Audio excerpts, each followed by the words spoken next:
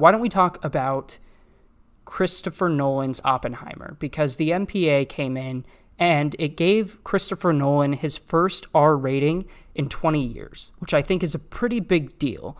So it's officially earned an R rating by the MPA. The Hollywood Reporter has confirmed, marking a rare Nolan feature to get such a rating. Nolan's breakout feature Memento, which is a fantastic film, by the way, and his next outing Insomnia 2002 and 2000 respectively were both R-rated, but he has largely stayed in the PG-13 atmosphere.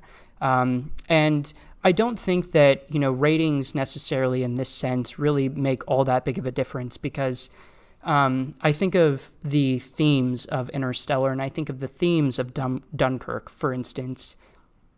And those are two movies that are really, really dark, if you think about it. And I don't necessarily, other than the gratuitous violence and the gratuitous, blood that we get in a lot of R-rated films, there isn't much there thematically that isn't R-rating worthy. You know what I mean?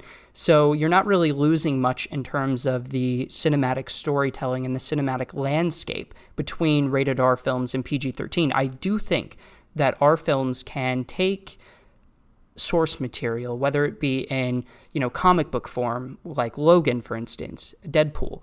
I don't think that all of the time warrants an R rating, but I think that there is certainly examples that we can point to and accurately state that it made the movie better. And I think those are two examples where I would probably say that. But for something like Oppenheimer, you got to sit back and wonder, why exactly is it an R-rated movie? And, minimal details have come out. Oppenheimer opens July 21st, so we don't have too much longer to go.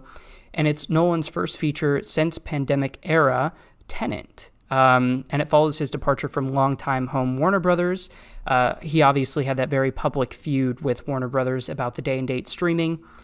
He penned that kind of op-ed along with Denis Villeneuve and some of the other big hitting filmmakers in this century.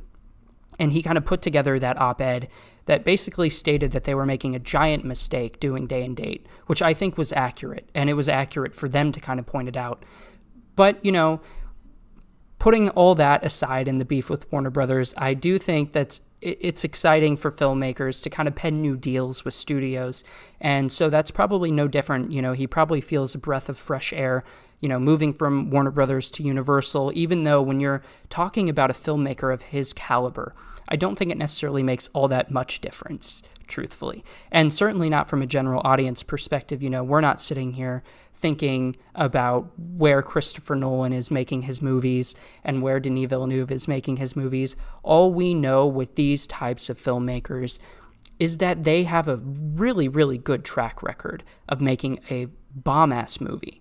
And so that's kind of the thing that we kind of cling on to as viewers and even as film fans in the community.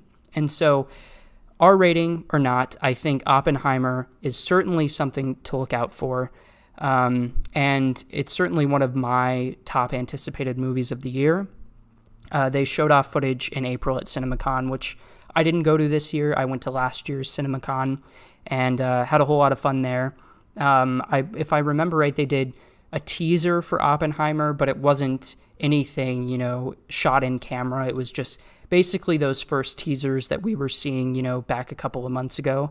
Where it was just really loud, Dolby Atmos going, full volume.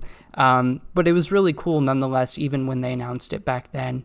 But he spoke about his reasoning for making a film of this caliber.